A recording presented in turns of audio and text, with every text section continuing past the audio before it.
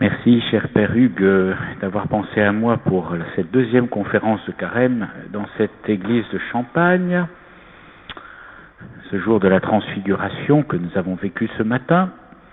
4 petites choses en préliminaire à la conférence. La première, je suis très heureux d'être ici. La deuxième, je serai très triste de partir demain. La troisième, c'est que Strasbourg n'est pas plus loin que Paris de Champagne. C'est quasiment la banlieue de Champagne. Et la quatrième, c'est que comme Abraham partant à nouveau, mais déjà âgé pour une nouvelle terre inconnue, je m'appuie sur votre prière pour cette nouvelle mission que le pape me confie et le président de la République. Il se fait donc que, et j'entre maintenant en matière, où va la laïcité en France, dans ses expressions ou ses réalisations, la laïcité à la française, c'est pratiquement une expression philosophique.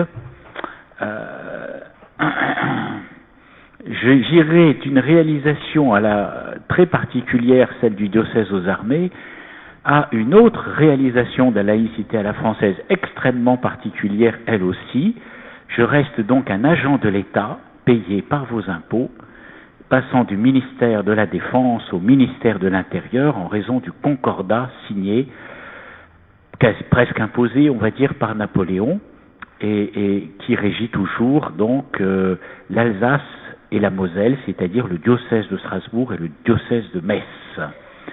Il se fait donc que je suis voué à la laïcité à la française d'une façon très singulière, puisqu'il n'y a que 3 façons de la vivre en France. Celle que nous connaissons, la loi de séparation de 1905, séparation des églises et de l'État, qui s'applique sur la quasi-totalité du territoire français. La loi de 1880, qui organise les aumôneries militaires de la Troisième République, dont j'ai bénéficié encore jusqu'au 31 mars, et le concordat signé par Napoléon, et puis ensuite les articles organiques, et puis 1801 et 1802, et puis ensuite ce qu'on appelle le droit local des cultes pour Strasbourg. Donc mon investissement sur la laïcité va se prolonger puisque il y a régulièrement un certain nombre d'associations, libres penseurs ou autres, ardents défenseurs de la vraie laïcité, qui saisissent le Conseil constitutionnel, qui a lui-même saisi le Conseil d'État, ou qui saisissent l'Observatoire de la laïcité en France, pour que ce système dérogatoire à leurs yeux du concordat ou du droit des cultes, le droit local des cultes en Alsace-Moselle, soit éradiqué définitivement du paysage français. Bien. Où va la laïcité en France? Donc j'articule mon propos en 2 temps. L'un peut-être un peu plus rasoir, où on en est en 2017 en France, un point de situation, un état des lieux, et puis une deuxième partie, alors avec laquelle je suis peut-être un peu plus familier, qui se terminera peut-être de façon un peu plus méditative, une théologie de la laïcité, c'est-à-dire le point de vue de l'Église catholique sur la laïcité. Alors, je rappelle donc dans ce premier point, nous sommes en 2017, mais nous ne l'avons pas toujours été. D'ailleurs, regardez, jusqu'en décembre, on était encore en 2016. Je vous rappelle qu'il y a eu 3 périodes historiques en France pour l'élaboration de ce que nous vivons encore, peut-être de façon un peu plus bancale, d'élaboration de la laïcité à la française. Il y a eu donc premier tournant, la Révolution française. Je vous rappelle qu'avant, nous étions sous un autre régime, qui était qu'on appelle l'Ancien Régime, où les rapports entre l'Église et l'État coïncidaient avec une sorte, pour prendre l'expression des orthodoxes, une symphonie des pouvoirs, puisque l'Église relevait de Dieu, mais le roi aussi. Alors pas de la même façon, on distinguait déjà très formellement et de très longue date. Certains disent depuis Philippe le Bel, moi je pense que déjà c'était clair avec Saint Louis, c'est très très clair déjà, même en période de chrétienté sacrale. et même avant, on voit les antagonismes justement entre le politique et le religieux, ce qui signifie que s'il y a antagonisme, il n'y a pas de collusion entre les deux, ce qu'on appelle le césaropapisme ou le papo-césarisme, suivant qui influe qui. La Révolution française, donc là va se constituer la première séparation, nous allons le dire de façon très formelle, avec les déclarations, première déclaration universelle des droits de l'homme et du citoyen. Ensuite, il y aura cette espèce de reprise par le premier consul qui a conscience qu'on ne peut pas gouverner un pays, je parle de Napoléon Bonaparte, si on n'agit pas aussi avec ce levier qui est encore un levier formidable à ce moment-là, malgré les 10 ans de Révolution française, qui est la religion de la majorité des Français, c'est ainsi qui s'exprime dans le Concordat, c'est lui qui a voulu cette formule, à savoir l'Église catholique. Et ensuite, donc ça va donner lieu à ce Concordat qui sera signé, et puis ensuite à une application un peu unilatérale avec ce qu'on appelle les articles organiques. Bon, donc il y a une espèce de reprise dont va vivre l'Église catholique, et puis ensuite les églises protestantes, et puis ensuite le judaïsme, jusqu'à la Troisième République. Alors voilà, deuxième temps, marqué, et en particulier après donc la débâcle, vous le savez, de la guerre de 1870-1871. La France se réorganise, après le Second Empire, c'est la Troisième République. Si jamais vous avez un peu de temps, je vous invite à lire, si vous aimez l'histoire, cet ouvrage tout à fait intéressant, son dernier ouvrage de Jean Sévillat, sur cette époque, entre 1880 et 1905, quand les catholiques étaient hors la loi. C'est le titre de son ouvrage, voilà, qui date de l'année dernière. Très intéressant parce qu'il voit comment cette laïcité se construit dans une force, dans une puissance anticléricale, n'est-ce pas, avec donc ce qui va aboutir en 1905 à la fameuse loi de séparation des églises et de l'État, mais précédée de tout un ensemble de lois de 1901 à 1904, qui sont des lois d'exclusion, par exemple, de toutes les congrégations enseignantes. Voilà.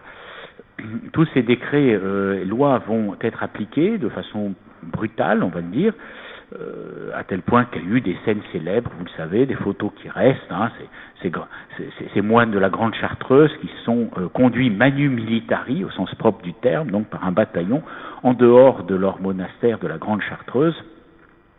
Tout ceci va conduire à des lois d'expulsion aussi de ces congrégations. Et une bonne partie de nos religieux, congrégations, vont se retrouver hors du territoire français en 1914, quand la guerre va éclater. Donc cette laïcité, évidemment, alors tout le monde l'a construit aujourd'hui autour de 1905, mais elle est précédée et elle est suivie jusque dans les années 1980 de ce qu'on appellera en Conseil d'État une jurisprudence courtoise, n'est-ce pas ? Voilà, c'est par exemple un arrêt du Conseil d'État du 19 juillet 2011 vient confirmer la jurisprudence cordiale sur la laïcité. Voilà. Et donc le Conseil d'État, tout au long de ce XXe siècle, a toujours confirmé une interprétation libérale. Voyez, et c'est son expression, conforte le régime de séparation cordiale établi en France depuis 1905. Alors, tout ceci se fait à travers des saisines du Conseil d'État, par exemple sur des questions de subventions publiques. Est-ce qu'on peut installer des équipements, mettre à disposition des salles, des travaux d'aménagement, des subventions pour des installations d'orgue, pour refaire l'électricité, est-ce qu'on peut faire un bail amphithéotique pour 1 euro symbolique, pour un terrain dédié à un lieu de culte. Voilà, vous voyez, toutes ces choses-là qui sont des questions qui se posent en fait aujourd'hui, mais qui se sont posées en fait très clairement depuis déjà plus d'1 siècle. C'est pour cela qu'en 2005, lorsque la question a été posée profitant du centenaire de la loi de 1905, de savoir s'il fallait ou pas faire une nouvelle loi ou aménager ou je sais pas, épousseter la loi de 1905, en fait personne, et surtout pas l'Église catholique, n'a voulu toucher à cet équilibre délicat qui s'est trouvé, disons, consolidé par une jurisprudence cordiale étalée sur un siècle. Et puis troisième et dernière phase, c'est la nôtre, que je ne dis pas les historiens, mais les journalistes, les sociologues et les philosophes font commencer à partir de 1985. Les premières lois, à nouveau, évidemment, on a retenu 2004, la fameuse loi sur les signes ostentatoires, voilà, dans les collèges ou les écoles, voilà. Nous l'avons vécu ça en direct, vous vous en souvenez. Pourquoi la moitié des années 1980, puisque certains y ont participé, c'était aussi 1984, 1985, les tentatives contre les écoles libres, les écoles privées, voilà. Les anciens s'en souviennent, ils ont peut-être manifesté, voilà. Donc il y a une sorte de bascule à ce moment-là, et qui fait que nous sommes sur une phase, donc en 2017, de plus en plus incertaine. Voilà, depuis 30 ans à peu près, nous n'arrêtons pas d'avoir des questions qui sont tranchées de façon diamétralement opposée par différentes cours de juridiction. On peut penser à la fameuse affaire de la crèche de Babylou. Voilà, c'était une crèche privée, mais la co-directrice, la directrice adjointe musulmane venait en voile. Or, c'est un service public, même si c'est un organisme privé. Et donc, vous voyez, le mot public-privé a fait que les juridictions se sont embrouillées en la matière, en tranchant de façon tout à fait différente, en donnant tort ou au contraire raison au directeur d'école d'avoir exclu cette animatrice. Et donc, c'est le brouillard. Et aujourd'hui, ça ressort régulièrement, en général, pour des questions liées à la présence de l'islam ou de la forme extérieure de l'islam en France, mais pas que. Vous allez le voir, je vous citerai quelques petits passages. Alors, deuxième point, si vous voulez, les inquiétudes, ce que je vous raconte là, donc de façon très sommaire, parce que vous avez suivi l'actualité récente, on l'a vu avec ces questions de voile, par exemple, dans la rue. Alors jusqu'où le voile, on va mesurer les centimètres carrés, est-il admissible ? Si on peut voir le visage, mais alors pourquoi autoriser, par exemple, des gens en mobilette ou en moto avec des casques intégrales où on ne voit pas le visage dans la rue ? Puisque c'est soi-disant pour des questions de sécurité. Le gars, voilà.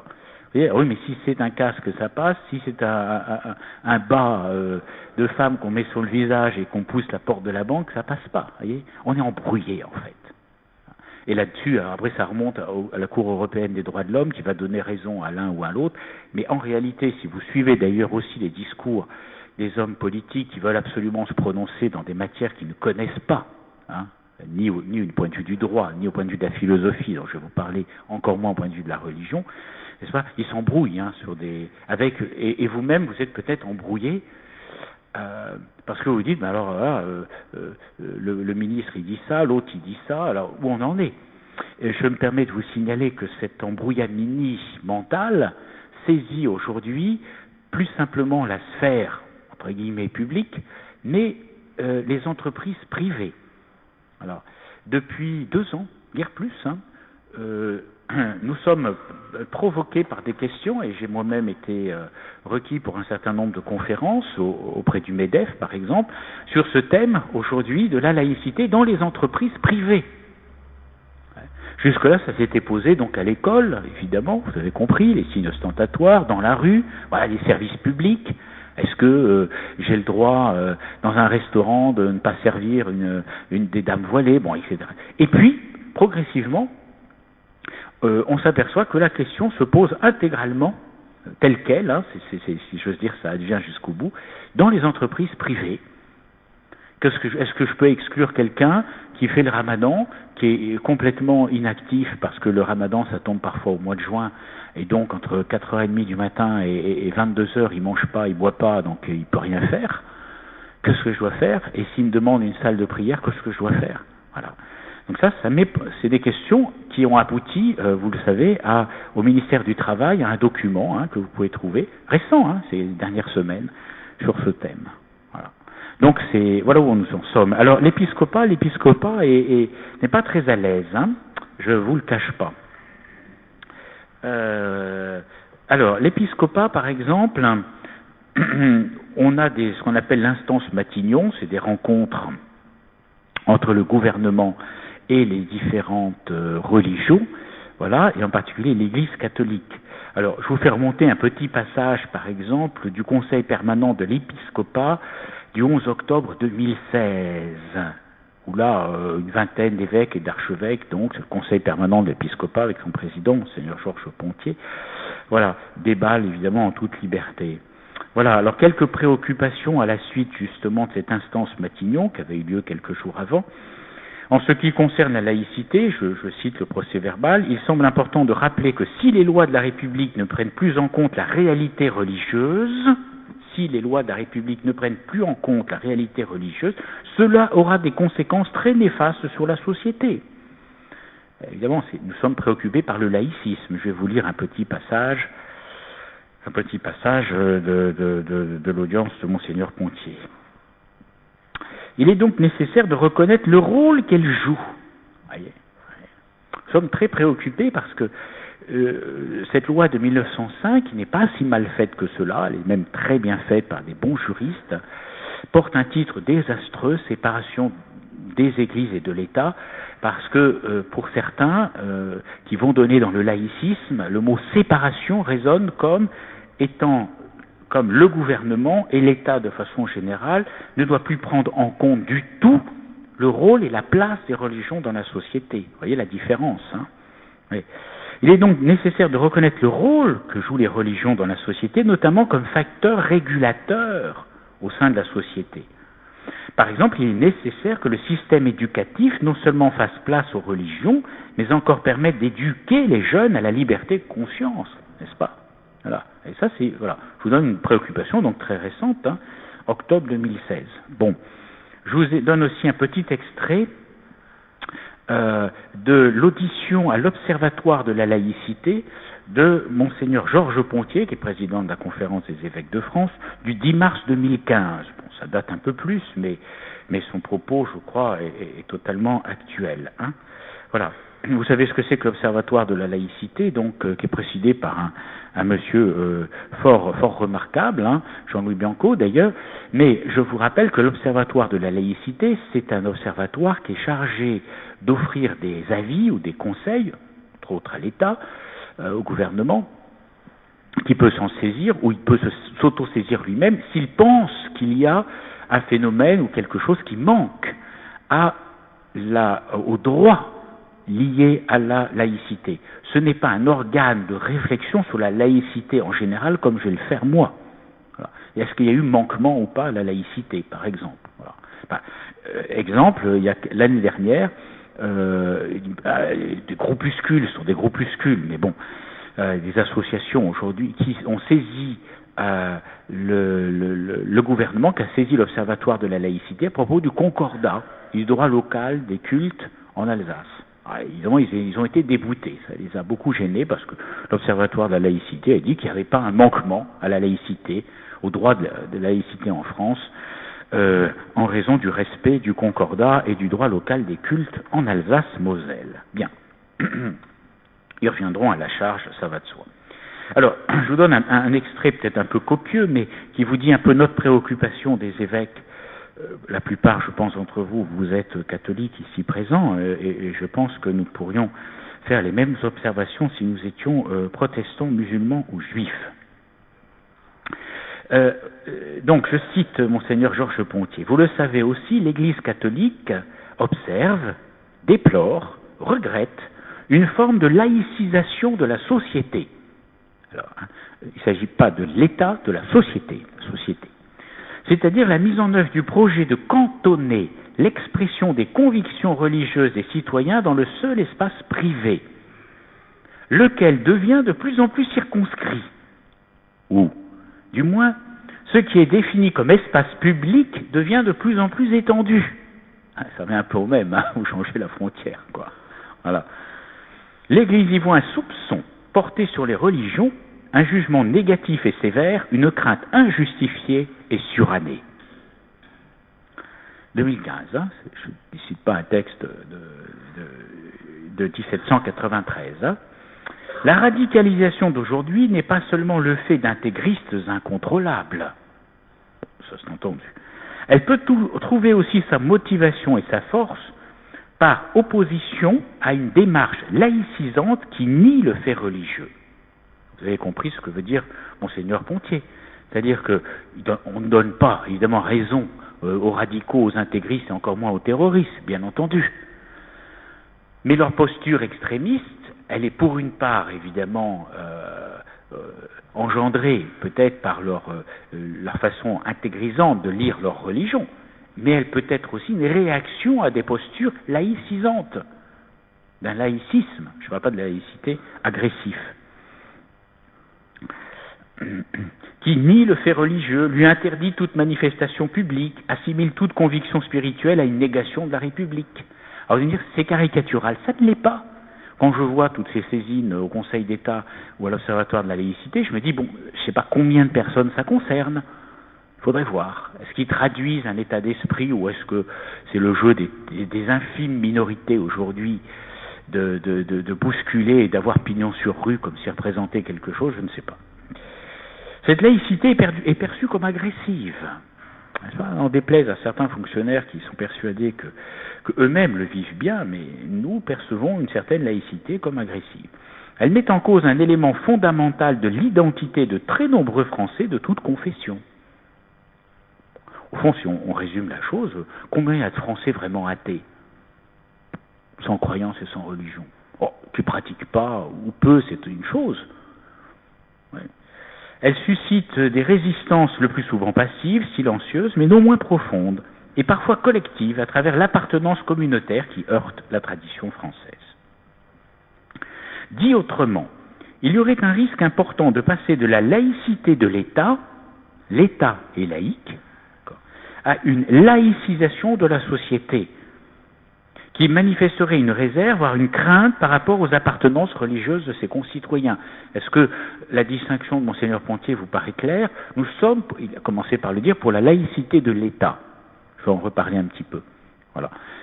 Mais pas une laïcisation de la société qui voudrait qu'on ne reconnaisse finalement aucun effet, aucune influence, bénéfique en tout cas, des religions dans la société. Vous voyez? En vous. C'est l'extrémisme laïciste.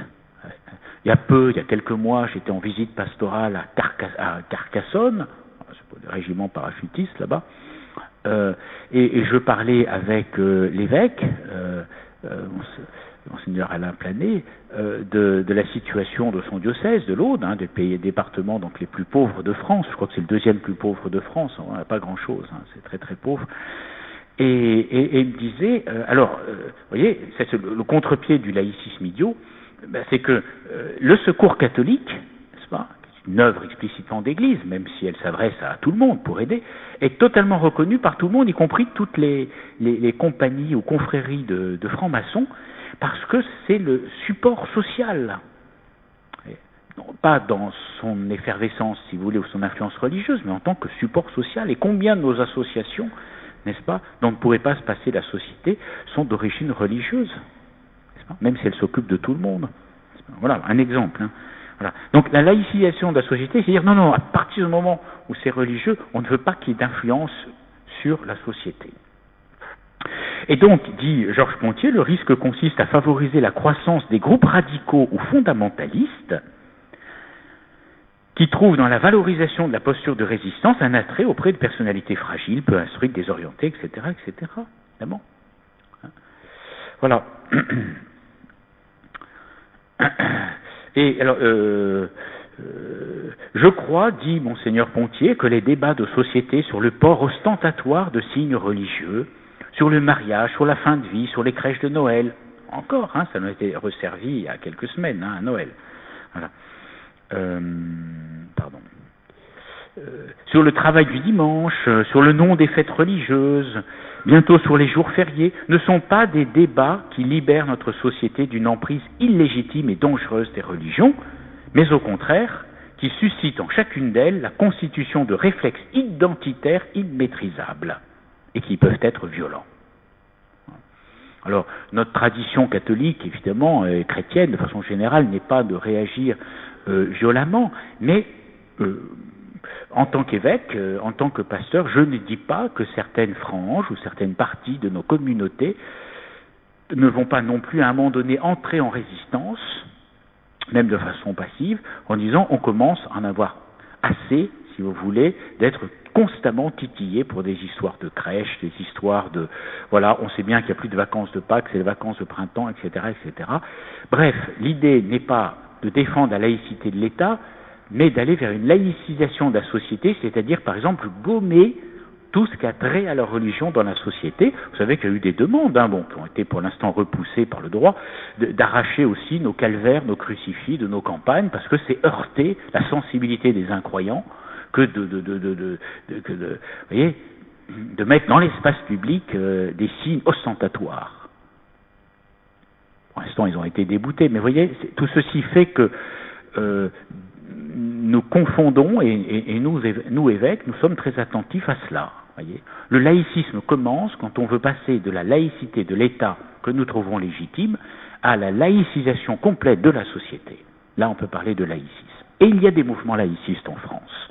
Donc je ne suis pas pour dire on va parler d'une laïcité ouverte, je suis simplement pour qu'on mette bien la ligne rouge, les évêques aussi, au moment où on passe d'une laïcité, si c'est une laïcité véritable de l'État, elle a sa source dans la tradition chrétienne et elle s'inscrit dans le droit français. Je suis tout à fait pour.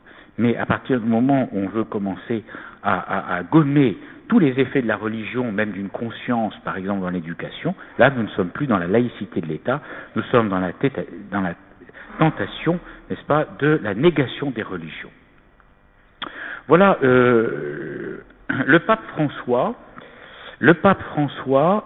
a donné le 9 mai 2016, il y a un an, vous l'avez peut-être lu, un grand entretien au journal La Croix. Je ne sais pas si vous évoquez ça.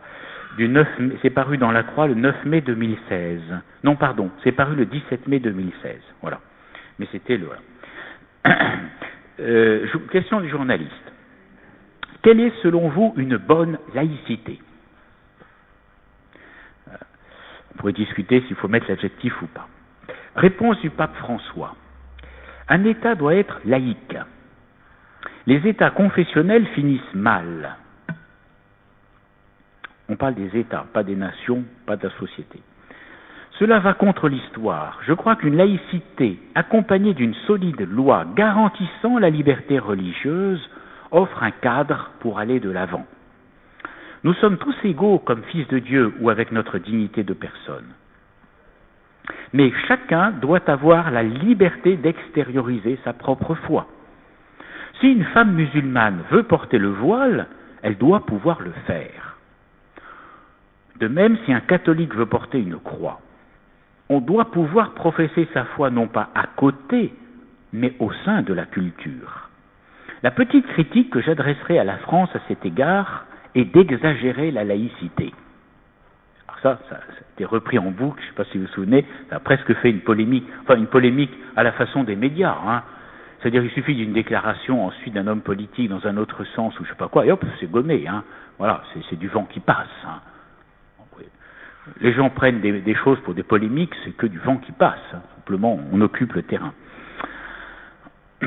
Cela provient d'une manière de considérer la religion, dit le pape François, comme une sous-culture, et non comme une culture à part entière. Voilà comment il analyse, lui, argentin, ce qu'il appelle une laïcité exagérée, ce que nous dirions plutôt comme un laïcisme, n'est-ce pas ? Je crains que cette approche qui se comprend par l'héritage des Lumières ne demeure encore. La France devrait faire un pas en avant à ce sujet pour accepter que l'ouverture à la transcendance soit un droit pour tous. Voilà. Bon. Alors, vous allez me dire, là, il ne parle pas ex cathedra, hein, c'est l'analyse, voilà, l'analyse d'un pape argentin, mais qui est assez intéressante, je trouve. Vous voyez, donc nous ne sommes pas encore complètement, de l'avis du pape comme de l'avis des évêques, pour conclure ce premier point, sur une laïcité sereine, complètement admise.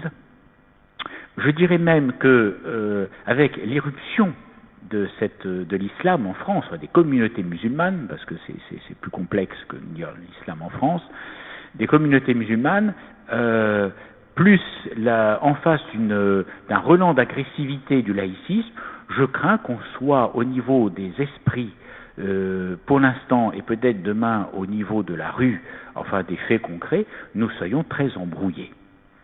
Voilà. Je préfère, vous voyez, parler d'embrouillamini que d'autres choses. Mais donc, nous ne sommes pas complètement sur cet acquis des années 50, des années 60, des années 70, qui a permis, par exemple, la loi Debré, concernant l'enseignement privé. Vous voyez, donc des apaisements énormes, et des modus vivendi qui allaient très bien. Bon, c'est ainsi, l'histoire avance. Voilà où nous en sommes en 2017. Voilà. Je crains même, mais là c'est peut-être un peu philosophique pour notre rencontre de cet après-midi, que parce qu'il y a aussi une analyse philosophique de la laïcité, c'est passionnant, à partir des Lumières, à partir du contrat social de Rousseau, etc. Parce que les gens souvent confondent deux mots, mais la vérité, on revient toujours à la philosophie, vous savez, ce qui manque aujourd'hui en France, c'est pas des gens qui causent, c'est des gens qui pensent, et penser sans philosophie, je ne vois pas comment. Voilà. Bon. On peut avoir la foi, on peut avoir ses croyances, mais comment voulez-vous penser, c'est pas armé philosophiquement. C'est le désastre de la pensée aujourd'hui. Alors, ça c'est mon avis. Voilà. Donc n'hésitez pas à refaire un peu de philosophie et à apprendre à penser. Il y a aussi une philosophie de la laïcité, voyez, et qui distingue deux choses très clairement sous les deux excès. Le premier, qui distingue la laïcité de la tolérance. C'est tout à fait aujourd'hui, on banalise tout, donc c'est la même chose, on a ce mot de tolérance. Pas du tout la même chose, d'accord ? Le mot tolérance advient avec des penseurs comme Locke et autres, précisément face à des intolérances religieuses, tout à fait inadmissibles. La question n'est pas là. Mais ce n'est pas encore du tout la constitution d'un État laïque au plan philosophique. Voilà, je tiens à ça. Donc ça, c'est une première chose qu'il faut distinguer. Et la deuxième chose, il faut bien distinguer l'État laïque de ce qu'on va appeler en philosophie la religion civile. Et je dois avouer que les deux, d'ailleurs, l'intolérance et la religion civile finissent par se rejoindre. Aujourd'hui, c'est ce qui nous inquiète, si j'analysais philosophiquement ce qui se passe. Qu'est-ce que c'est que la religion civile ? C'est-à-dire que, finalement, il ne peut y avoir entre les hommes qu'un lien de type religieux. D'accord ? Est-ce que vous suivez mon raisonnement ? C'est-à-dire que le pur contrat social rousseauiste achève son temps. Voilà. On s'aperçoit qu'en vivant ensemble, il nous faut un lien, et un lien qui soit finalement fondé de façon transcendante, ou transcendantale. Bon. Et comme ça ne peut pas être une religion, parce qu'on les a exclus du principe de laïcité, une religion constituée, que ce soit le christianisme, l'islam, ce que vous voulez, eh bien ça va être une religion civile. Qu'est-ce que c'est qu'une religion civile ? C'est pas de respecter le droit, ça c'est normal. C'est de vouloir qu'il y ait une adhésion, une croyance donc, en la République et dans le droit, une adhésion intérieure. Et là, on tombe dans la religion civile. Alors les valeurs républicaines, vous devez y adhérer. Par exemple, je suis fasciné par l'extension que prend un mot aujourd'hui, le mot principe. Tout devient des principes. Bien entendu, personne n'a fait de philosophie. Donc ce n'est pas du tout ceux qui ont fait de la philosophie au sens de principe philosophique, c'est-à-dire qui source et qui génère quelque chose. Non, c'est un principe. Ça veut dire que c'est indiscutable. Si je parlais en termes catholiques, je dirais c'est un dogme. Vous y adhérez, c'est tout. Et après, si vous voulez, on y réfléchit ensemble. D'abord, tu y adhères par la foi. Ça me fait peur. Pour principe de précaution. Qu'est-ce que ça veut dire ? Non, je discute. discutons de ce que vous appelez la précaution, et que moi je préfère appeler la prudence. Où est la limite? Comment? Pourquoi? Qu'est-ce qu'on va faire? Comment je fais de l'escalade en sécurité, pas en sécurité? On en discute. C'est pas qu'est-ce que c'est que ces dogmes qui adviennent sous le mot aujourd'hui de valeurs républicaines, par exemple, donc indiscutable. Et là, on commence à rentrer, au point de vue philosophique, dans quelque chose de sournois, que la philosophie récuse. Ce n'est plus la laïcité exacte, pour laquelle nous sommes aussi. Principe d'une religion civile. Il y a des choses maintenant qui deviennent indiscutables. Et si jamais vous commencez à dire, je ne dis pas respecter la loi, que par exemple, les questions de bioéthique, ou sur la vie, voilà, les interruptions volontaires, si vous commencez à dire quelque chose, paf, vous tombez sous le couperet de l'inquisition journalistique et politique. Et vous devez faire votre mea culpa public, sinon vous êtes brûlé. On est revenu, je vous dis, voilà, 16e siècle en Espagne. L'Inquisition, vous voyez régulièrement, voilà. Et ça, c'est plus inquiétant. Alors, je voudrais terminer dans le petit quart d'heure qui me reste. Donc, qu'on soit très clair. Voilà, puisque où va la laïcité à la française, vous avez eu la gentillesse de demander de ne pas lire dans ma boule de cristal, je ne sais pas où ça va aller, mais ce qui est sûr, c'est que justement le fait de ne pas savoir où ça va aller, c'est déjà une certitude. Ça va? Bon. Ça veut dire que le schéma prorogé jusque-là depuis 1905 achève son terme. C'est des cycles historiques, c'est ainsi. Voilà. Donc il faudra qu'on se repose la question, mais comment va-t-on se la reposer? Dans quelles conditions sociales? Et avec quel penseur, voyez, puisqu'on en est même à réfléchir sur un modèle de 6e République, tout le monde y aspire, mais personne ne l'a pensé. Alors évidemment, ça risque de mal tourner.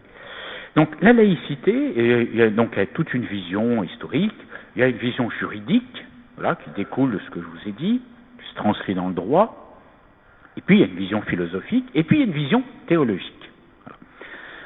J'en ai déjà parlé, mais je pense que c'est très important pour nous, si nous sommes croyants, de revenir à cette sagesse éternelle. Rendez à César ce qui est à César et à Dieu ce qui est à Dieu. Une phrase d'autant plus intéressante qu'elle est répercutée dans les 3 évangiles, Matthieu, Marc et Luc. Vous connaissez la scène. On lui montre on lui demande s'il faut payer l'impôt à César. Donc on veut le coincer à un niveau politique. Vous voyez la manip? Soit il dit il faut payer l'impôt à César, Jésus dit il faut payer l'impôt à César, vous trouverez ça en Matthieu chapitre 22. On est sur une problématique politique, celle que régulièrement on nous impose, ou que les journalistes nous imposent, pour essayer de nous coincer. Voilà. Que ce que vous pensez de Le Pen, que ce que vous pensez de... Comme si nous pouvions, nous, en tant que religieux ou autorités religieuses, avoir un discours politique. Donc, vous comprenez comment on veut coincer Jésus. Il n'a pas l'alternative est la suivante. Soit il dit payons l'impôt à César, et à ce moment-là, il est un collabo.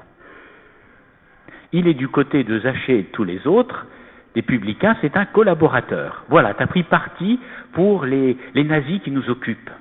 C'était en 1941. Voilà.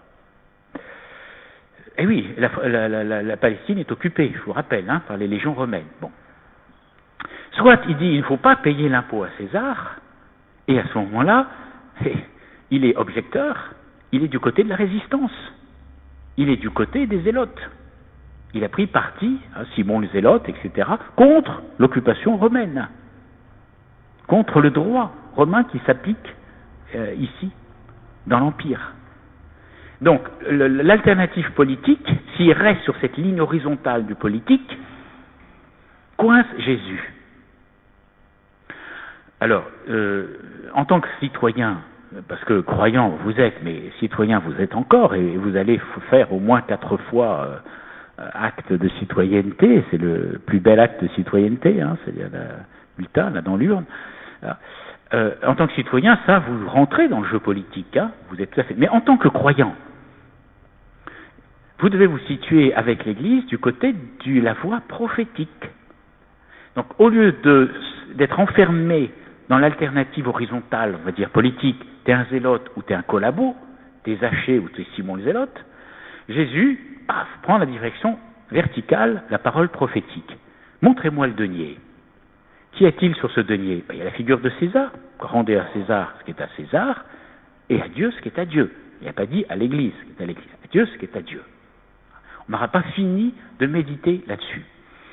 C'est-à-dire qu'il décoince complètement cette horizontalité du raisonnement par la verticalité de l'autorité prophétique. Voilà. Alors, ce travail biblique, je ne l'ai pas fait, mais je vous l'indique pour les frères ou ceux qui auraient du temps. Vous vous intéresserez beaucoup à décliner ce face-à-face entre le politique et le prophétique, entre le religieux et le roi, entre le prophète et le roi, tout au long de la parole de Dieu. À sortir toutes ces scènes, faites, ce sera un beau travail biblique à faire, si vous avez du temps. Par exemple, vous avez cette scène somptueuse, ça commence très tôt dans le livre de la Genèse, avec Jacob et le Pharaon. Jacob, d'accord, le petit-fils, quoi, oui, voilà, donc, Abraham, Isaac, Jacob. Voilà. Bon, Jacob, vous savez, il est vendu par ses frères. Joseph, pas Jacob, Joseph, il est vendu par ses frères. Il arrive en Égypte comme esclave, et il va avoir des prophéties, des songes. Il va se situer, voilà. Et puis ainsi, vous avez Moïse devant Pharaon aussi, 430 ans plus tard. Voilà. Vous avez David et le prophète Nathan. Voilà. Jamais l'autorité politique n'est contestée. C'est ça qui est très intéressant. Jusqu'à, bien entendu, Jésus et Pilate. Et bien sûr, cette scène que j'aime beaucoup citer, parce qu'elle est très très explicite, toutes ne sont pas aussi explicites, Jean-Baptiste et Hérode Antipas. Tout à fait extraordinaire. Où là, on voit vraiment la pertinence éthique et prophétique de Jean-Baptiste, qui n'en vit absolument pas et qui ne cherche pas à prendre la place, ou même à être le conseiller politique secret, le père Joseph, l'éminence grise du politique, pas du tout, c'est pas à ce niveau-là. Et puis vous pourriez poursuivre d'ailleurs avec les actes des apôtres, avec saint Paul qui se retrouve emmené pour son dernier voyage à Rome, à Césarée, face à Festus par exemple, etc. Voilà. Ces face à face seraient, à mon avis, il y aurait une dimension biblique, ma connaissance n'a jamais été travaillée, le face à face du roi et du prophète. Parce que, pour nous, la laïcité est dans le plan de Dieu, point de vue de l'Église catholique. Alors, d'où cela vient-il, profondément? Donc, vous pouvez faire cette démarche biblique. Là, je la prends d'en haut, dans une réflexion. De ce que Dieu est créateur. Et là, vous pouvez rester dans une ligne de prière forte. Oui, vous le saviez. Mais c'est inouï. Personne ne l'avait pensé avant ce tout petit peuple élu. Que Dieu était créateur. Pas fabricateur, mais créateur.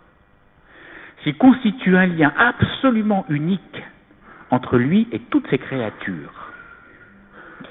Et toutes ces créatures, parce qu'il est créateur, il a fait tout avec ordre, poids et mesure, il les orchestre, il les organise. Ce n'est pas un ensemble de choses ou d'êtres sans lien entre elles. Pas du tout. Par exemple, il a inscrit dans cet univers des lois physiques.